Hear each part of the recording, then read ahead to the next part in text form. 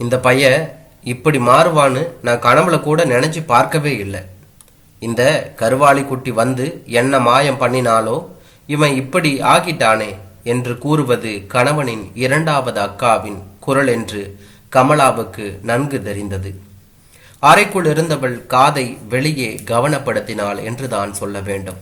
அதானே, சரக்கு இப்படி இருக்கிறப்பவே இந்த ஆட்டம் ஆடுறானா, கொஞ்சம் வெள்ளை சொல்லையா இருந்திருந்தா பையில கையில பிடிச்சிருக்க முடியாது போல இருக்குது என்றது மூத்த அண்ணியின் குரலாக தான் இருந்தது.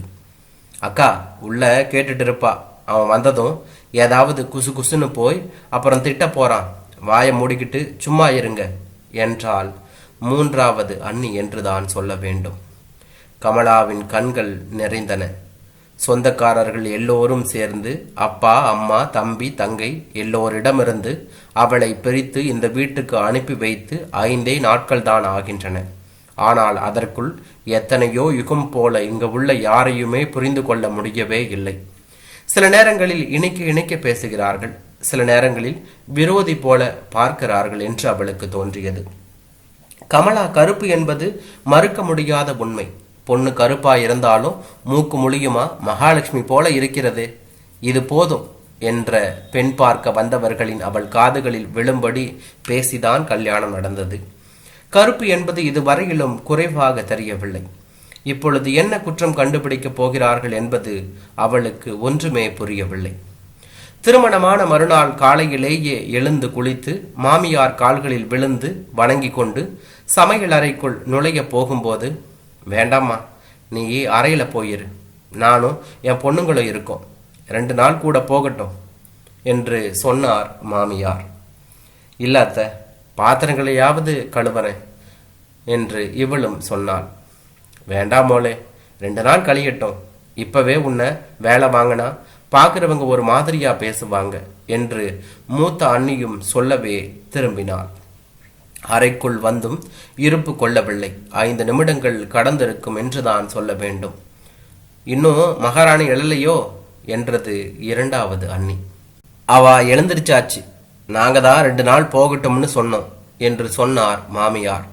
என்னால ஒன்றும் ஆபாதம்மா, எனக்கு கலையில்ல, என்ன எதுக்கும் கூப்பிடாத, அப்புறம் இப்பமே இலக்கம் வச்சு கொடுத்து பிறகு தலையில ஏறிட போறா என்று சொன்னார். என்னடி சியாமலா, எப்படி இப்படி பேச தோணுச்சுது? நீ உன் புருஷன் வீட்டில் போனதும் வேலை செஞ்சியாக்கும் என்றாள் மூத்தவள் லீலா. எனக்கு ஒன்றும் இல்லைம்மா, நாங்கள் 4 நாள் நிற்போம், அப்புறம் போயிட்டே இருப்போம், அம்மா தான் கெட்டி அலணும், அதான் சொன்னேன் என்றவள் அகன்றாள். தூங்கும் கணவனை பார்த்தபடி அடுக்களை பக்கம் தயங்கி தயங்கி போனாள் கமலா. அவ பேசுறத மனசுல வச்சுக்காத, அவ எப்பவுமே வெளிப்படையா பேசுவா, நீ போ என்றாள் லீலா. மனநிறைவாக இருந்தது.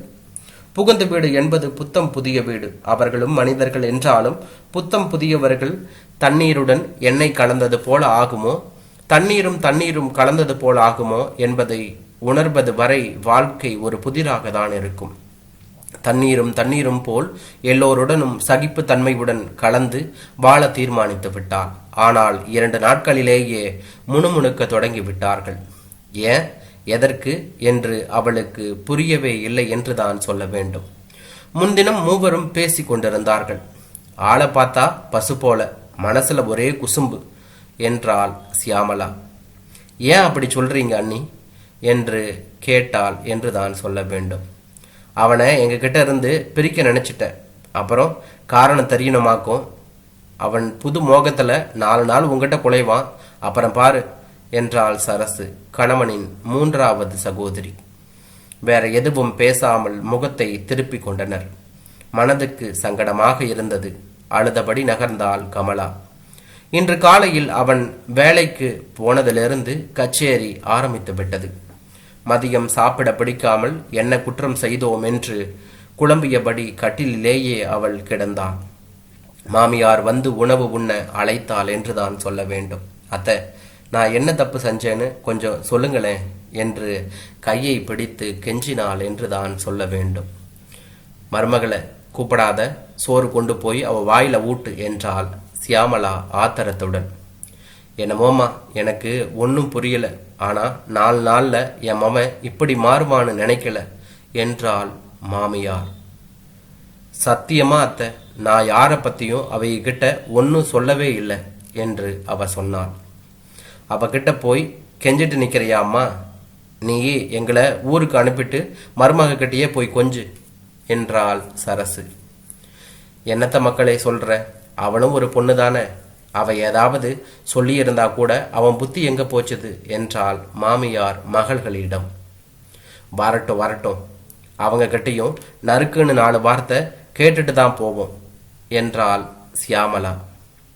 கட்டிலில் கிடந்தவள் அப்படியே தூங்கி போய் மாலையில்தான் விழிப்பு வந்தது அவளுக்கு என்றுதான் சொல்ல வேண்டும். பட்ட பகல்ல பொட்டச்சி இப்படி தூங்கினா உருப்படாப்புல தான் வீடு என்ற சரசுவின் குரல் வெளியே கேட்டது என்றுதான் சொல்ல வேண்டும். வீட்டு வேலையை இழுத்து போட்டு செய்ய நாம இருக்கிறோமே, மகாராணி தூங்க தான் செய்வாங்க. சும்மா இருங்கடி, தூங்கிட்டு போட்டோம், வீட்டில் வெட்டி முறிக்கிற வேலையா இருக்குது, உங்க பேச்சினால மதியானம் சாப்பிட கூட இல்லை என்றாள் மாமியார் குலைவாக.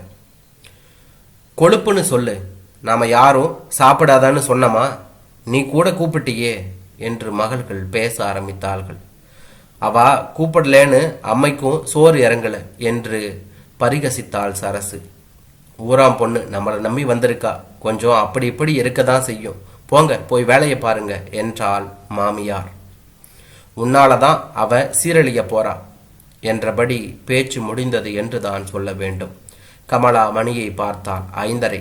வீட்டை பெருக்க வேண்டும். கணவன் வருமுன் முகம் கழுவி வேகமாக எழுந்து அடுக்களை கதவின் பின்னிருந்த விளக்குமாறை எடுத்து வந்து பெருக்க தொடங்கினாள் என்றுதான் சொல்ல வேண்டும். அம்மா பாரு, இந்த கூடத்தை நான் தூத்த இடத்தை திருப்பி தூத்துறா என்று சத்தம் போட்டாள் சரசு. அண்ணி, தெரியாம தூங்கிட்டேன், தெரியாம எழுந்திரிச்சிட்டேன், என்ன பேசுவதென்று புரியாமல் குளறினாள் என்றுதான் சொல்ல வேண்டும். ஆமாம்மா, தெரியாம தான் நடக்குது. அவன் வார சமயத்துல தூரு தூரு, நல்லா தூரு, நான் வேணும்னா வெளியிலிருந்து கொஞ்சம் தூசி எடுத்து போடுறேன், நீ தூரு என்றாள் சியாமலா. வெட்கமாகவும் அழுகையாகவும் அவளுக்கு வந்தது என்றுதான் சொல்ல வேண்டும். போடி சியாமி, அவளை போட்டு விரட்டிட்டு என்ற லீலா. அவ குணம் அப்படி, நீ போ கமலா, முகங்கழுவு என்றாள். மதியம் உண்ணாதது சற்று சோர்வாக தான் இருந்தது. வாசலில் செருப்பு சத்தம் கேட்டது. அறையிலிருந்து எட்டி பார்த்தாள். சுந்தரம்தான். அவன் கையில் இருந்த பையை வாங்கினாள். அக்காக்கள் மூவரும் அவன் வந்ததை கவனிக்காதது போல டிவியை பார்த்தார்கள். என்னக்கா, டீ எல்லாம் குடிச்சிட்டீங்களா என்று கேட்டான் சுந்தரம். என்றாள் சியாமலா என்றுதான் சொல்ல வேண்டும். அவன் முகம் கழுவி வர துண்டு எடுத்து கொடுத்தாள். துடைத்தபடி, அக்காங்க முகமெல்லாம் ஒரு மாதிரி இருக்குது, ஏன் என்று அவன் கேட்டான். ஒண்ணுமில்லையே, உங்க தோணலா இருக்கும் என்று கமலாவும் பதில் சொன்னாள். உன் முகம் கூட ஒரு மாதிரி இருக்குதே என்று அவன் மீண்டும் கேட்டான். போங்க, ஏதாவது சொல்லிக்கிட்டு என்று கமலா சிரித்தாள். உள்ளே போய் டீ கொண்டு வந்து நீட்டினாள் என்றுதான் சொல்ல வேண்டும். நீ குடிச்சியா என்று கேட்டான். நீங்க குடிங்க, நான் குடிக்கிறேன் என்று அவள் பதிலும் சொன்னாள். இதை பாரு, நான் வெளியில 4 இடம் போயிட்டு வர்றவன், ஒவ்வொன்றையும் நான் வந்த பிறகுதான்னு வச்சுக்கிட்டீங்கன்னா வெளியில போற நானும் நிம்மதியா இருக்க முடியாது. கொஞ்சம் பிந்துட்டுதுன்னா நீயும் நிம்மதியா இருக்க மாட்டேன். அதனால எதையும் என்னை எதிர்பார்க்காம செய் என்ன என்று அவனும் அவளிடம் சொன்னான். தலையசைத்தாள். அவன் அன்பு மனதிற்கு இதமாக இருந்தது. டீயை குடித்தபடி, வீட்டில் அக்காக்களோட சத்தமே இல்லையே, என்ன நடந்தது என்று கேட்டான். தான் எதையாவது சொல்லி அது பிரச்சனை ஆகிவிடக் கூடாது என கருதியவள் பதில் பேசாமல் அடுக்கலைக்கு சென்றான். வெளியே வந்தான் அவன். என்னக்கா அமைதியா இருக்கீங்க என்று அக்காக்களிடம் பேச ஆரம்பித்தான். நாங்க ஊருக்கு நாளைக்கே போறோம்டே என்றாள் சரசு. 10 நாள் இருந்துட்டு வரோம்னு அத்தான்களை அனுப்பினீங்க, இப்ப என்ன திடீர்னு என்று மீண்டும் அவர்களை பார்த்து இவன் கேட்டான். இப்ப பட்டதெல்லாம் போதாதா? பொண்டாட்டினா இப்படிதான் இருக்கணும். டேய், இந்த மாயப்பொடி போடுற வேலையெல்லாம் எங்களுக்கு தெரியாதுடே.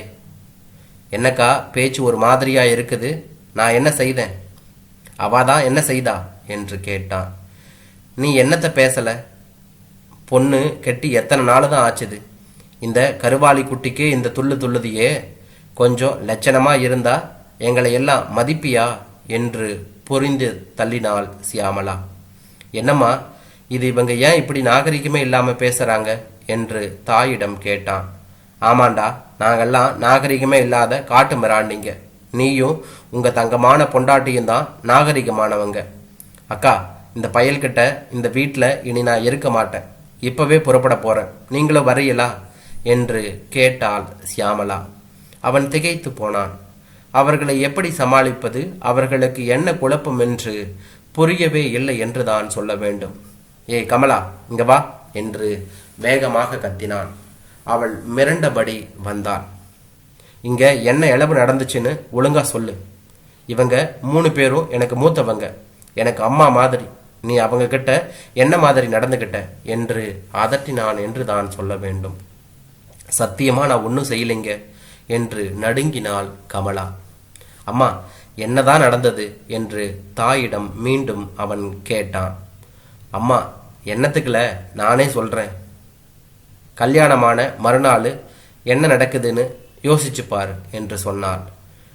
மறந்துட்டது, நீயே சொல்லுக்கா என்று அக்காவிடம் சொன்னான். எனக்கு கேவலமா இருக்குது மோளே என்றாள் அம்மா. ஆமாம்மா, நாங்க ஏதாவது சொன்னா உனக்கு கேவலம், உன் மோனை மட்டும் விட்டு கொடுக்காத என்றாள் சியாமளா. என்ன நடந்ததுன்னு எனக்கும் தெரியட்டுமே, சொல்லுக்கா என்று மீண்டும் அவன் சொன்னான். உனக்கு வீட்டு கண்ணாடி பெட்டியில ஒரு புலி பொம்மை இருந்தது இல்லையடா, அது இப்ப எங்க என்று கேட்டாள். அவனுக்கு திக்கென்றது. திருமணத்திற்கு வந்த அன்றே அக்காவின் இளைய பெண் அந்த பொம்மையை எடுக்க போனாள். உடைஞ்சிடும்னு சொல்லி எடுத்து மேல வைத்தான். அந்த பொம்மை வேண்டுமென்று இரவு முழுவதும் அவள் அழுது கொண்டே இருந்தாள் என்றுதான் சொல்ல வேண்டும். திருமணமான மறுநாள் கமலாவை பார்க்க அவள் அக்கா வந்தாள். வந்தவுடன் 2 வயது மகனும் வந்தான். பையனை எடுக்க கை நீட்டினான். அவன் வர மறுத்தபோது கண்ணாடி பெட்டியின் முன் கொண்டு வந்து ஒவ்வொன்றாக காட்ட அவன் கை நீட்டி எடுத்தது புலி பொம்மையை தான் என்று சொல்ல வேண்டும். திருப்பி வாங்க முடியவில்லை. வாங்கினால் அழுகை. அவனிடமே கொடுக்கும்படி ஆகிவிட்டது என்றுதான் இவன் நினைத்தான். என்னடே சத்தமில்ல, என் பிள்ளை கையில எடுத்த உடனே உன் பொருள் உடைஞ்சிடும், நாசமாயிடும். ஆனா என் பிள்ளைய விட உனக்கு நேத்து வந்த இவளோட அக்கா பிள்ளை வசதி பாத்தியா என்றாள் குரல் கம்ம. அக்கா, சத்தியமா மனசுல ஒன்னையும் வச்சு சொல்லல. நீ என் அக்கா, அவ நம்ம பிள்ளை. உரிமையோட என்ன வேணும்னாலும் சொல்லலாம், செய்யலாம். ஆனா அந்த பிள்ளை அப்படி இல்லை. நம்மள ஒரு பொம்மைக்கு கூட துப்பில்லாதவனு கேவலமாட்டு நினைக்க மாட்டாங்க என்று அவனும் அவளிடம் கேட்டான். ஆமாண்ட, அந்த உரிமையில தான் என் பிள்ளைய நீ விரட்டி விட்ட என்றாள் சியாமளா ஆத்திரத்துடன். இது என்ன புதுக்கதை என்று இவனுக்கு தோன்றியது. என் வேதனை உனக்கு கதையா தெரியுதா என்று மீண்டும் பேச்செடுத்தாள். அக்கா, நான் உன் தம்பி. என்ன தப்பு செய்தாலும் 4 போடு போட்டு சொல்றதை விட்டுட்டு இப்படி பேசினா எப்படி என்று சொன்னான். ரொம்ப நடிக்காதடா என்று மீண்டும் சொன்னான். அப்படியே இருக்கட்டும், விஷயத்தை சொல்லு. என் பையன் அன்னைக்கு இருந்துட்டு வந்தப்ப நாங்கள் பொம்பளைங்க எல்லாம் அடுப்பங்கடையில் கை வேலையா இருந்தோம். நீ அதுக்கு காலு கழுவி விட்டியாடா என்று கேட்டான். திருமணத்திற்கு முன்பு இதையெல்லாம் செய்வதில் கூச்சம் பார்த்ததில்லை. அக்கா பிள்ளைகளை அவன் கவனிப்பதை பார்ப்பவர்கள், சுந்தரத்துக்கு பிள்ளை பிறந்தா அவனே எல்லாத்தையும் கவனிச்சுக்கிடுவான், அவன் பொண்டாட்டி கொடுத்து வச்சவ என்று சொல்லுவார்கள் என்றுதான் அவன் நினைத்து கொண்டான். அன்று கமலாவின் தோழி பெண்கள் வந்திருந்தார்கள். எல்லோரும் முன்னால் குழந்தையின் கால்களை கழுவிவிட அவனுக்கு கூச்சமாக இருந்தது. எதற்கும் சந்தர்ப்பங்கள் உண்டு என்பதை இந்த அக்காலிடம் விளக்கி கூறினால் அவர்களுக்கு புரியாது. இவர்களை சமாதானப்படுத்தினால் போதும் என்று அப்போது நினைத்தான். அவனுக்கு ஒன்று புரிந்தது. திருமணத்தின் முன்பு ஏதாவது பெரிய தப்பு செய்தால் கூட உடன்பிறப்புகள் அதை அறியாமல் செய்துவிட்டான் என்று கருதுகிறார்கள். திருமணத்தின் பின்பு உப்பு பெறாத காரியத்தையும் பெரிதாக எடுத்துக்கொண்டு மனைவியின் தூண்டுதலால் நடப்பதாக பெரிதுபடுத்துகிறார்கள். இப்போது அடுத்தவள் ஆரம்பித்தாள். இன்னைக்கு என்ன நடந்ததுன்னு தெரியுமா? என்னக்கா என்று மீண்டும் இவன் கேட்டான். புதுசா சாண பிடிச்ச அருவாமனை கையில பட்டு என் கையில ரத்தம் கரகரன்னு பாயுதாக்கா. எல்லாம் மருந்து வச்சுக்கிட்டு இருந்தாங்க. நீ என்னெல்லாம் செய்துகிட்டு இருந்த? மாமனார் விருந்துக்கு எடுத்து தந்த ரெடிமேடு சட்டையில இருந்த குண்டூசிய பிடுங்கி எடுத்த பொண்டாட்டி கையில குண்டூசி பட்டுடுச்சுன்னு அவ விரலை பிடிச்சு சூப்பிக்கிட்டு இருந்த. என்னை விட உனக்கு பொண்டாட்டி தானே முக்கியம் என்று கண்களை கசக்கினால் சரசு என்று தான் சொல்ல வேண்டும். தப்புதான்க்கா, எல்லாமே என் தப்பு தான், ஏதோ தெரியாம செய்துட்டேன். இனி உங்க தம்பி ஆட்டமா எப்பவுமே இருப்பேன் என்று சொன்னான். அவர்கள் முகத்தில் கொஞ்சம் தெளிவு தெரிந்தது என்று தான் சொல்ல வேண்டும். அக்கா, நான் உங்க தம்பி. என்கிட்ட எப்ப எதை சொல்லவும் செய்விக்கவும் உங்களுக்கு உரிமை உண்டு. ஆனா அதுலயும் கொஞ்சம் விதிவிலக்கு உண்டு.